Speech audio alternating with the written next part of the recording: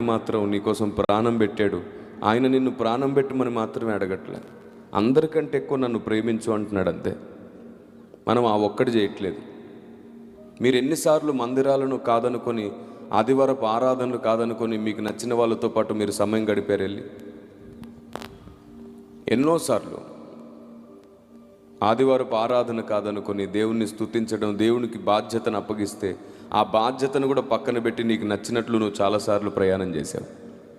అవన్నీ చూసి దేవుడు చాలాసార్లు దుఃఖపడ్డాడు. ఈరోజు పరిశుద్ధాత్మ దేవుడు నీతో ఈ మాట చెప్పాలనుకుంటున్నాడు. నిన్ను బలపరచడానికి నేను ఎన్నో చేశాను, నా కార్యాన్ని బలపరచడానికి నువ్వేం చేస్తున్నావు? స్నేహితులు, బంధువులు, ప్రేమికులు కొన్నాళ్ళ తర్వాత అన్నీ మాయమైపోతాయి. నీ వయసు పైబడిన తర్వాత ఇంకా నీకేమనిపిస్తుందంటే ఈ బ్రతికి ఎప్పుడు ముగిస్తే బాగుండు అనిపిస్తుంది. ఆ తర్వాత నీకు ఒకే ఒక్క దిక్కు ఆయన తప్ప నీకు ఇంకెవ్వరు దిక్కు కదా అన్నాడు. కానీ ఆ రోజు దేవుడు చెప్తాడు, నీ సమయం అంతా వృధా చేసావు, నీ టైం అంతా వృధా చేసావు. వృద్ధాప్యంలో నువ్వు నన్ను పిలుచుకున్నావు, కానీ నేను నిన్ను యవ్వనంలోనే పిలిచాను నా కొరకు బ్రతకమని. యవ్వనంలో నీ కొరకు నువ్వు బ్రతికి వృద్ధాప్యంలో నా కొరకు బ్రతుకుతానంటున్నావు.